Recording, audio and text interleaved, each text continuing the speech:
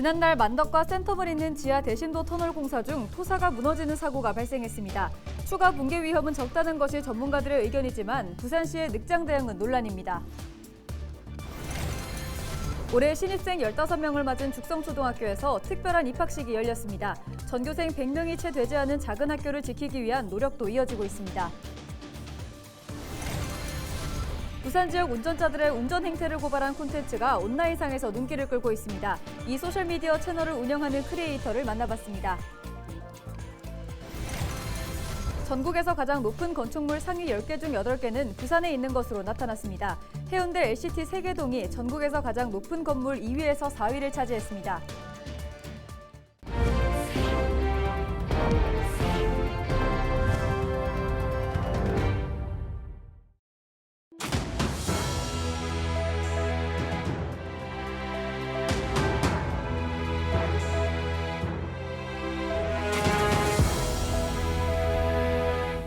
시청자 여러분 안녕하십니까? 헬로티비 부산 뉴스입니다.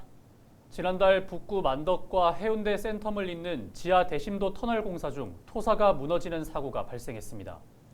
현재 추가 붕괴 위험은 적다는 것이 전문가들의 판단이지만 문제는 사고 당시 부산시의 대응이었습니다. 보도에 김한식 기자입니다. 붕괴 사고가 발생한 대심도 공사 현장. 암석과 토사가 뒤섞여 가득 쌓여 있습니다. 대심도 지하터널 공사 중 토사가 무너져 내린 건 지난달 25일.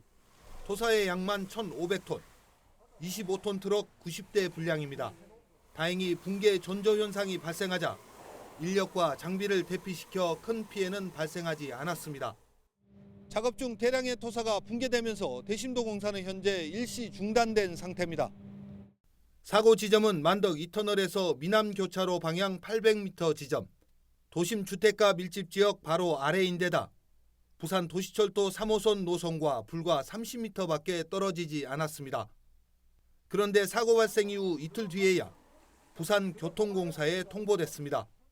또 사고 직후 인근 지역 주민들에게도 알리지 않은 것으로 확인됐습니다. 부산시는 보강 대책을 먼저 마련하는 것이 우선이었다는 입장입니다. 통상 이런 공사에 대한 매뉴얼은 그때그때 현장 판단도 저희가 존중을 하고요. 저희 부산시에서 이런 부분이 조금 더 거론이 되고 있어서 앞으로 이런 부분에 대해서 체계적으로 준비할 수 있도록 노력하도록 하겠습니다. 사고 이후 현장 주변 지상의 치마는 0.001에서 0.003mm로 허용 기준치인 25mm 이하로 나타났습니다. 이에 따라 부산시는 토사가 유출되면서 발생한 공간을 콘크리트로 채우는 작업을 진행하기로 했습니다. 이와 더불어 토사가 유출된 터널 천장 보강 강관을 늘려 안정성을 높인다는 계획입니다. 전문가들은 추가 붕괴 위험은 적다는 판단입니다. 더 이상 붕괴될 그런 가능성은 낮다고 봐지는데 혹시라도 남아있을 그런 공간에 대해서 지금부터 아주 면밀한 조사를 통해서 추후 더 그라우팅을 실시해서 메울 생각입니다. 대심도는 북구 만덕동에서 해운대 센텀시티를 연결하는 지하 40m, 왕복 4차선 도로로 내년 10월 완공 예정입니다. 헬로티비 뉴스 김한식입니다. 더불어민주당 부산시당이 부산시의 만덕, 센텀 대심도 터널 토사 붕괴 사고와 관련한 책임자 문책을 촉구했습니다.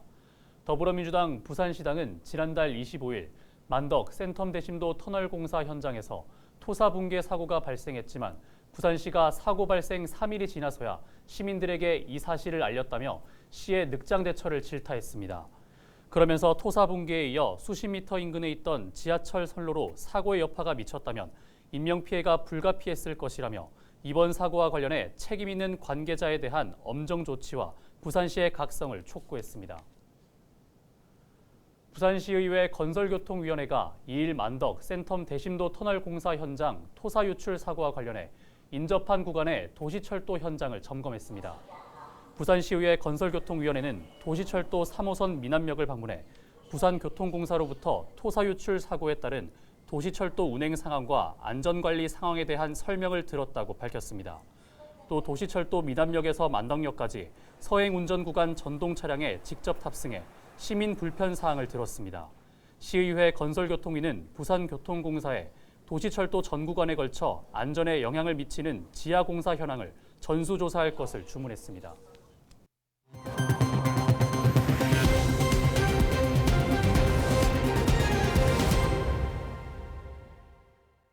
학생 수 감소로 폐교 위기를 겪은 기장 죽성초등학교. 전교생은 100명이 채 되지 않습니다.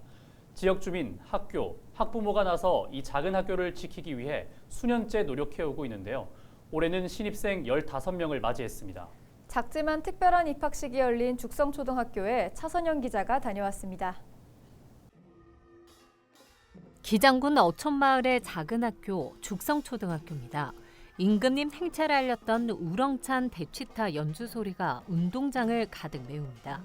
올해 신입생 15명의 힘찬 출발을 응원하며 4, 5, 6학년 선배들이 정성껏 준비한 공연입니다. 조그마한 운동장에서 부모님이 함께한 입학식, 신입생 모두의 이름이 한 명 한 명 불리고 선생님들이 정성껏 준비한 선물도 전달됩니다. 올해는 코로나 이후 중단됐던 대면 입학식이 열리면서 평생 한 번뿐일 입학식 날 기념사진도 찍었습니다. 아이들이 줄면서 폐교 위기를 겪었지만 지역사회의 노력으로 지켜낸 학교. 아이 3명을 이 학교에 보냈다는 학부모에게 운동장을 메운 신입생의 모습은 남다르게 다가옵니다. 지역 사회, 지역 인사들하고 마을하고 학부모들하고 학생들하고 같이 이제 저희의 뜻을 모아서 전달을 여러 군데 해서 사실은 급식실을 짓는 게 어떻게 보면 상징적인 의미가 되었어요. 죽성초등학교 전교생은 모두 82명, 한 학년에 한 반뿐이고 10명이 채 되지 않은 학년도 있지만 교실마다 활기찬 기운이 넘쳐납니다. 근데 우리 학교는 딱 1반밖에 없어가지고 많은 친구들을 알고 만날 수 있고 애들을 다 만나가지고 이야기도 많이 할 수 있고. 하지만 학생 수가 감소하면서 시설 투자가 안 되는 부분은 못내 아쉽습니다. 굳은 날씨에도 추운 겨울에도 아이들이 마음껏 체육 활동할 수 있는 강당 하나 없기 때문입니다. 아이들도 행복해하는 학교. 그리고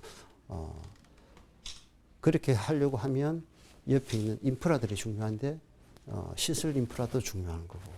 그다음에 가장 가까이 아이들 가까이 있는 이 교사들의 어떤 마인드와 어떤 역량 자체도 상당히 중요하다. 줄어드는 학생 수만큼 지원이 줄어들지 않도록 지역에 깊이 뿌리 내린 작은 학교를 지켜내기 위한 지역 사회의 노력이 이어지고 있는 모습입니다. 헬로티비 뉴스 차선영입니다. 부산은 운전하기 어렵기로 악명이 높은데요. 이런 운전자들의 운전 행태, 실제로 어떤지 고발한 콘텐츠가 있어 온라인상에서 눈길을 끌고 있습니다.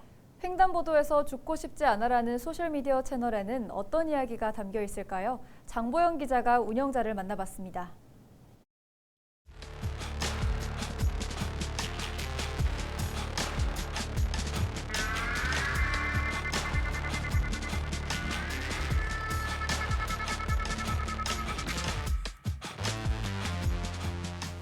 안녕하세요. 네, 반갑습니다.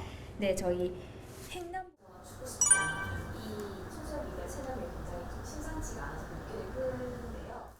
2021년도에 이사를 가게 됐는데 그 이사 간 동네에 아주 위험한 횡단보도가 하나 있었습니다. 제가 살면서 경험한 곳 중에 가장 심한 곳이었습니다. 보행자가 4분, 5분 대기하고 있으면은 한 대쯤은 멈춰줄 거라고 생각했는데 단 한 대도 멈춰주지 않았고 그것 때문에 국민신문고에 민원을 넣는다거나 안전신문고를 통해서 위반 차량들을 개별적으로 신고한다거나 그런 일들을 했는데 아무것도 변하는 것이 없었습니다. 그래서 이 문제를 콘텐츠화해서 문제를 좀 풀어보면 지역사회 내에서 담론이 형성되지 않을까 이런 생각이 들어서 일단은 하게 됐고요.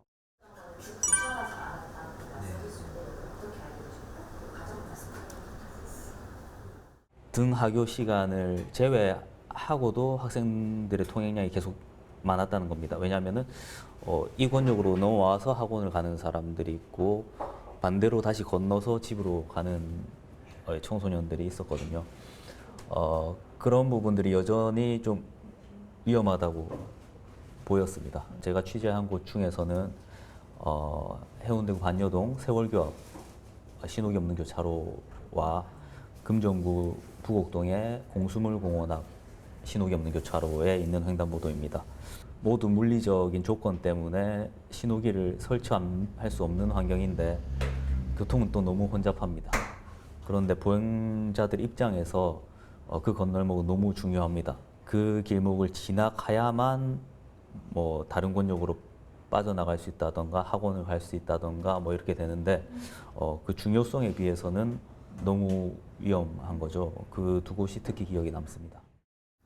이 작품은 좀 인상이 깊다, 기억에 남는다 했던 우리 동네 안에서 좀 담론이 형성되려나 했는데 전국적인 단위에서 뭔가 폭발적으로 담론을 형성하는 걸 보면서 뭐 반응들을 살펴보면 일단 이건 누구나의 문제였던 것 같습니다.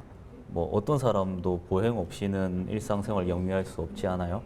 또한 모든 부분에서 선진국 반열에 도달하고 있는데 유독 안전 문제만큼은 개발도상국에서 크게 못 벗어난 한국의 그 뭔가 불균형한 발전이 뭔가 이제는 좀 해소해달라는 시민들의 요구가 시대 정신이 있는 것 같습니다. 질문을 좀 변경할게요. 아까 말씀드렸던 것처럼 신호등에서 느낀 점, 알게 된 점, 그리고 무신호 횡단보도, 신호등 없는 횡단보도에서 보행자 보호 의무를 위반하는 이런 풍토 자체는 부산 지역 문제도 아니고요. 뭐 부산 어떤 지역의 문제도 아닙니다. 특정 동네만의 문제는 아니다라고 말씀드리는 거는 그렇게 보게 되면은 한국 교통 문화가 안 바뀔 것 같더라고요. 왜냐하면 보행 대기하고 있다고 해서 운전자들이 멈춰주는 경우는 서울에서도 잘 없고 인천에서도 잘 없고 아마 거의 대부분의 한국에서 그런 문화는 아직 자리 잡지 못한 것 같습니다. 이 보행권에 관한 인식 자체가 너무 중요하다. 왜냐하면 저는 이걸 교과 과정에서 제대로 배운 적이 한 번도 없습니다. 차를 조심하라는 말은 많이 들었거든요. 근데 보행자가 우선권이 있다라는 개념을 배운 적이 없습니다. 그런 부분의 교육이 무척 강화돼야 된다고 생각하고 있습니다. LG 헬로비전 부산방송은 횡단보도에서 죽고 싶지 않아 소셜미디어 채널과 함께 안전한 교통문화를 만드는 첫 번째 과제, 보행자 권리 찾기 프로젝트를 이어갑니다. 해운대구 반여동과 금정구 부곡동 등 위험한 횡단보도를 찾아 현장의 문제점과 개선 방안에 대해 짚어볼 예정입니다. 헬로티비 뉴스 장보영입니다. 전국에서 가장 높은 건축물 상위 10개 중 8개는 부산에 있는 것으로 나타났습니다. 국토교통부가 발표한 2022년 전국 건축물 현황에 따르면 해운대 LCT 세계동이 전국에서 가장 높은 건물 2위에서 4위를 차지했습니다. 해운대 두산이브 더 제니스 2개 동이 5위, 6위로 뒤를 이었고 해운대 아이파크 등도 초고층 건물 상위 10위 안에 들었습니다. 부산시가 15분 도시 조성을 위한 해피챌린지 사업 예비 후보지로 동구 등 4개 생활권을 선정했다고 밝혔습니다. 선정된 4곳은 동구 좌천, 범일생활권, 북구 만덕동, 사하구 신청 장림동, 사상구 개법, 감전동입니다. 부산시는 예비 후보지를 대상으로 오는 8월 심사를 거쳐 대표 생활권 2곳에 300억 원, 시범사업 2곳에 50억 원을 투입할 계획입니다. 한편 지난해 부산시는 부산 진구 당감계금권을 대표 생활권으로 선정해 길공원 공간을 중심으로 정책 과정을 추진하고 있습니다. 기장군이 기장형 재난기본소득 접수 기간 국민에게 복지 사각지대 발굴 캠페인을 진행했습니다. 기장읍 행정복지센터는 지난달 23일, 24일 재난기본소득을 접수하러 센터를 방문하는 주민들을 대상으로 복지 사업과 관련된 홍보물 500개를 배부하고 긴급 복지 지원과 상담이 가능한 연락처 등을 공유했습니다. 정관읍 행정복지센터도 지난달 22일부터 28일까지 1,700여 명의 주민에게 복지 사각지대 발굴과 관련된 홍보 전단지와 물품을 배부했습니다. 이와 함께 기장군 정신건강복지센터는 방문 민원인을 대상으로 우울증 간이 검사를 실시해 발견된 고위험군 28명에게 맞춤형 서비스를 제공할 계획입니다. 이상으로 뉴스를 마칩니다. 함께해 주신 여러분 고맙습니다.